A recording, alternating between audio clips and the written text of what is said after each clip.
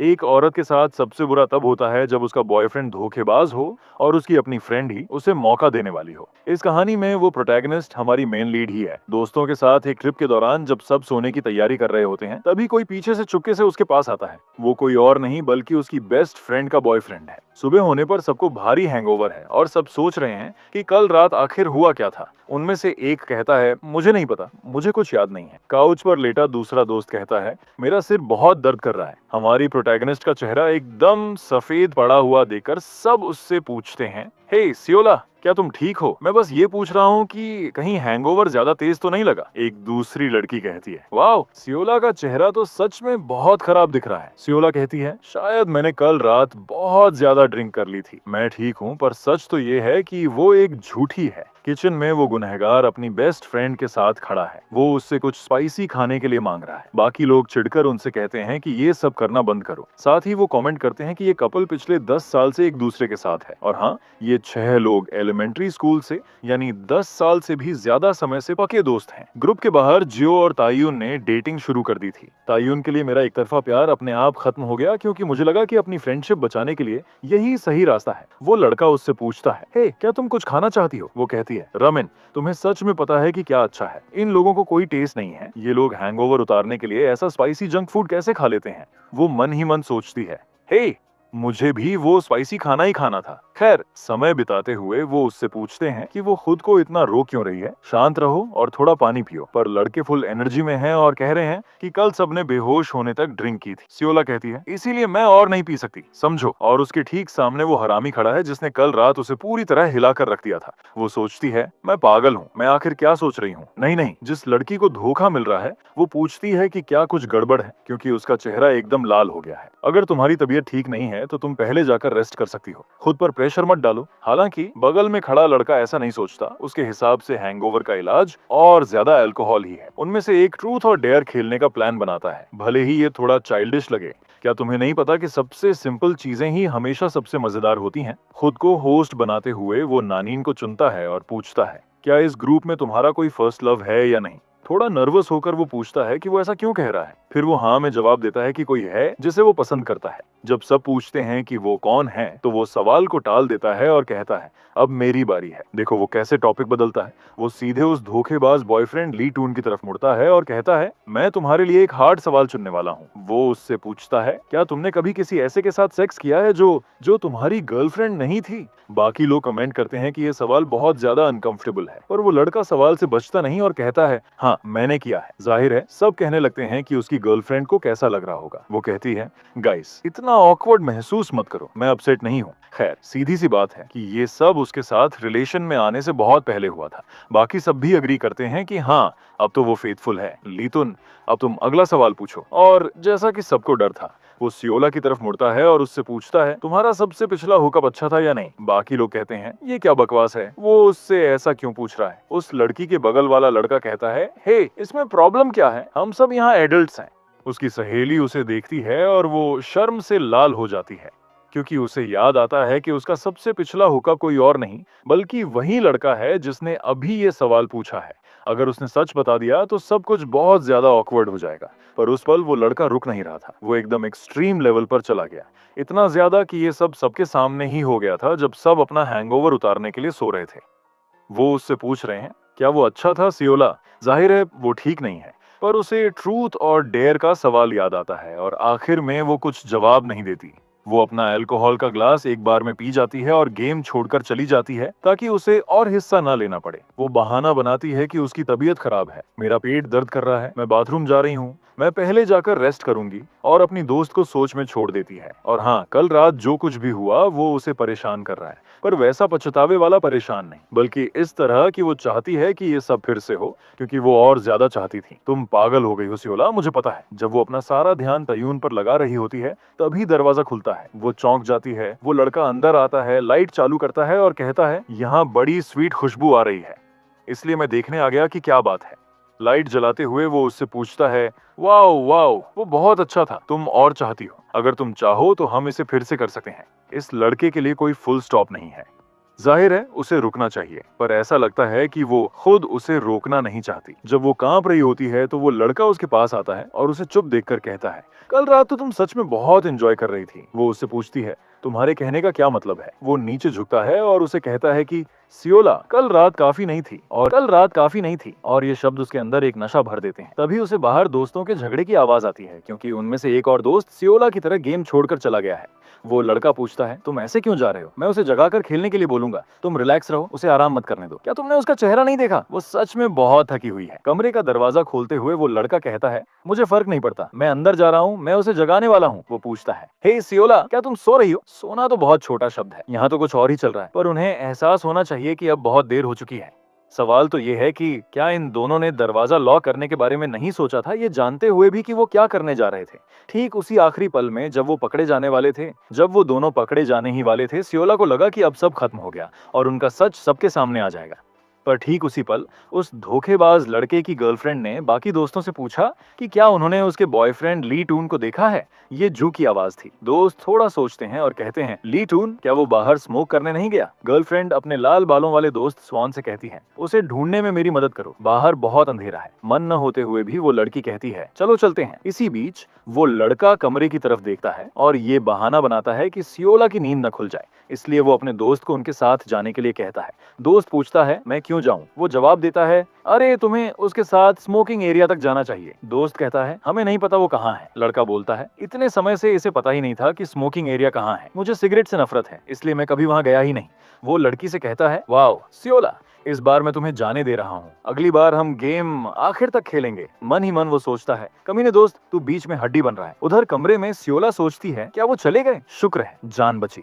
वो धोखेबाज उससे पूछता है, अब तुम्हें चैन मिला? वो उसे कहती है, ऐसी हालत में भी तुम इसे जारी रखने का प्लान बना रहे थे? वो कहता है, हे, जो शुरू किया है उसे खत्म तो करना पड़ेगा। सियोला कहती है, मुझे जाने दो, वो किसी भी पल वापस आ सकते हैं। पर वो उसका मुंह चूम कर उसे चुप करा देता है। देखो तुम कितनी प्यारी लग रही हो, तुम्हारी आंखें कैसे चमक रही हैं, ये बहुत सुंदर है। तुम्हें ये सब अपने अंदर दबा कर रखना होगा, कल की तरह बाहर मत आने देना, समझी? उसे वहीं छोड़कर वो वहां से चला जाता है। उस वीकेंड ट्रिप के बाद महीनों बीत जाते हैं। जिस शॉप में सियोला काम करती है, वहां बंद होने के समय एक कस्टमर आता है और अमेरिकानो ऑर्डर करता है।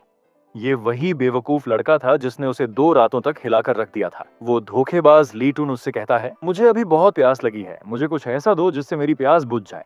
जब सियोला अमेरिकानो तैयार कर रही होती है तो वो पूछता है कि उसने उसके कॉल्स का जवाब क्यों नहीं दिया। ट्रिप से वापस आए महीने बीत चुके हैं। वो कहती है, मैं स्कूल और अपनी पार्ट टाइम जॉब में बहुत बिजी थी। वो पूछता है, तुम मेरे एक भी मैसेज का रिप्लाई क्यों नहीं दे पा रही? बाकी सब भी परेशान हैं क्योंकि तुमने सबसे दूरी बना ली है।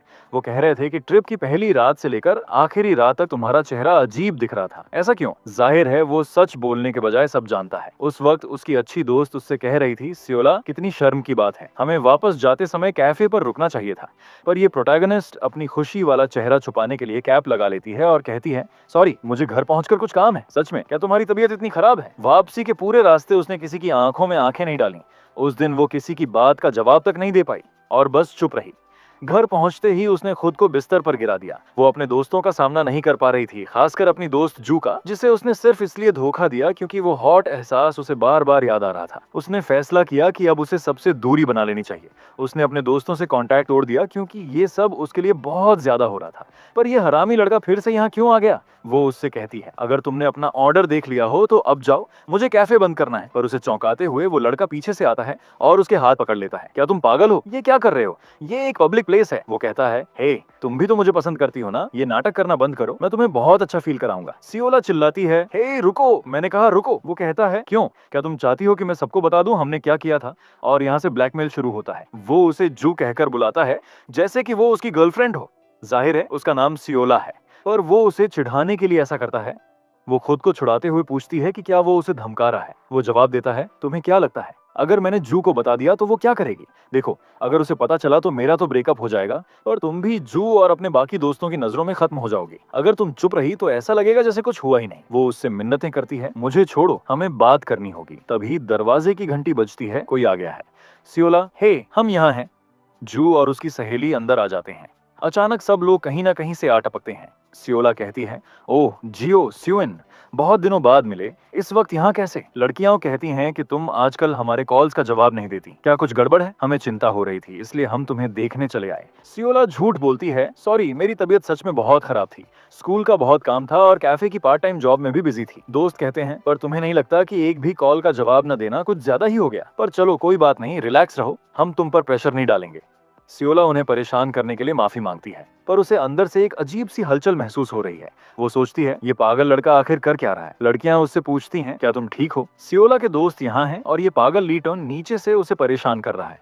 उसका चेहरा पूरी तरह लाल हो जाता है। वो उनसे झूठ बोलती है कि उसे पीरियड्स का दर्द हो रहा है। दोस्त कहते हैं, ये तो बहुत मुश्किल होता होगा, मैं तुम्हारे लिए दवा लेकर आऊं क्या? सियोला तुरंत मना कर देती है, मैंने दवा ले ली है, मैं ठीक हूँ, मुझे लगता है जल्दी ही बेहतर महसूस होगा। जू कहती है, सच में? चलो राहत मिली। वैसे क्या तुम हमसे कुछ कहना चाहती हो? क्यों ना गर्मी खत्म होने से पहले हम प्राइवेट पूल वाले किसी विला में चलें? Private pool? सियोला पूछती है। हाँ, मुझे सच में स्विमिंग करनी थी, पर पिछली बार हमने सिर्फ बारबेक्यू और ड्रिंक्स की थी। मैंने सोचा गर्मी खत्म होने से पहले एक बार ये कर लेना अच्छा रहेगा। सियोला सोच में पड़ जाती है कि उसे क्या करना चाहिए। वो उन्हें ऐसे जाने के लिए नहीं कह सकती और अचानक वो अपना मुंह ढक लेती है। दोस्त होगा। जू कहती है, सच में? चलो राहत मिली। वैसे क्या तुम हमसे कुछ कहना चाहती हो? क्यों ना गर्मी खत्म होने से पहले हम प्राइवेट पूल वाले किसी विला में चलें? Private pool? सियोला पूछती है। हाँ, मुझे सच में स्विमिंग करनी थी, पर पिछली बार हमने सिर्फ बारबेक्यू और ड्रिंक्स की थी। मैंने सोचा गर्मी खत्म होने से पहले एक बार ये कर लेना अच्छा रहेगा। सियोला सोच में पड़ जाती है कि उसे क्या करना चाहिए। वो उन्हें ऐसे जाने के लिए नहीं कह सकती और अचानक वो अपना मुंह ढक लेती है। दोस्त पूछते हैं, क्या हुआ? तुमने हाँ कह दिया ना? तुम्हें स्विमिंग पसंद है ना? तो क्या तुम हमारे साथ चलोगी? वो कुछ नहीं कह पाती, जिसे सब हाँ समझ लेते हैं। वो कहते हैं कि वो जगह ढूंढकर मैसेज कर देंगे।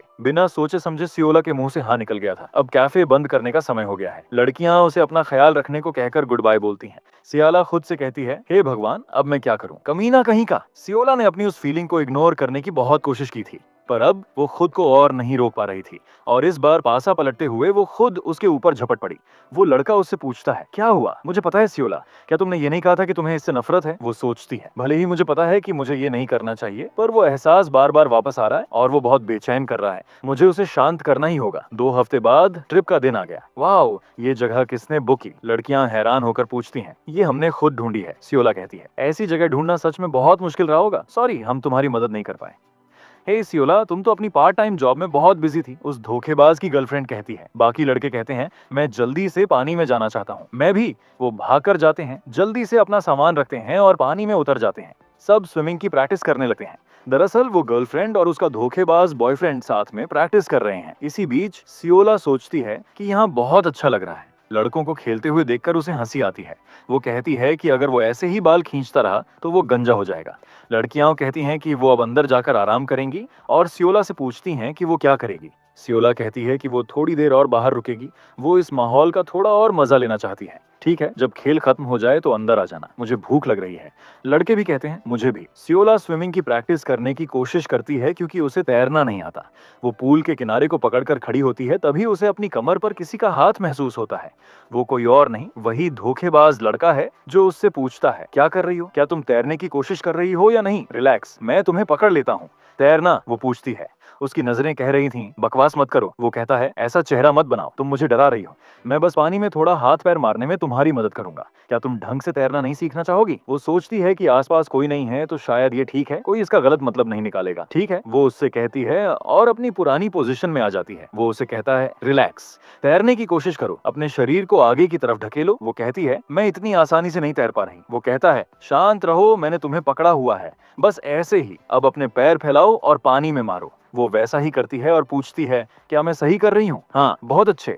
वो उससे कहती है, मुझे छोड़ना मत। वो जवाब देता है, रिलैक्स, मैं नहीं छोड़ूंगा। किनारे तक पहुंचकर उसे खुद पर गर्व होता है क्योंकि उसने ये कर दिखाया। वो उससे कहती है, भले ही तुमने मदद की, पर आखिरी में मैंने खुद किया। वो सोचती है कि ये सब एक मजाक होगा अगर इस लड़के को जरा भी शर्म नहीं आई। वो उससे कहता है, क्या तुम्हें सच में लगता है कि हम ये यहाँ कर रहे हैं? ये जगह सही नहीं है। वो उससे कहती है, हमारे दोस्त अंदर हैं और तुम्हारी गर्लफ्रेंड भी है, पर फिर भी हम यहाँ ये सब कर रहे हैं। वो कहता है, पर वो हमें पकड़ लेंगे। रुको। वो कहती है, पर तुम भी तो ये चाहते थे, उस शॉप में तुम खुद मुझ पर झपट्टी थी। वो सोचती है कि इस लड़के के पास सही मौके पर सही बात बोलने का हुनर है। तभी जब वो गंदी बातें कर रहे होते हैं, उस धोखेबाज की गर्लफ्रेंड चिल्लाते हुए पूल के पास आ जाती है। हमारी प्रोटैगनिस्ट तुरंत पानी के अंदर छुप जाती है। गर्लफ्रेंड उससे पूछती है, क्या तुम अब बाहर आ रहे हो? जब वो अपनी गर्लफ्रेंड की तरफ देख रहा होता है, हमारी लड़की पानी के नीचे अपनी सांस रोककर खड़ी है। उस पल में अभी 5 सेकंड भी नहीं बीते थे कि हमारी लड़की की हिम्मत जवाब देने लगी। लड़की को पहले ही लग रहा है कि वो डूब रही है, पर वो लड़का उसे वहीं रोके रखने के लिए उसका कंधा पकड़ लेता है और कहता है, मैं अपनी गर्लफ्रेंड से मिलने थोड़ा बाद में जाऊंगा। बिल्कुल ऐसे ही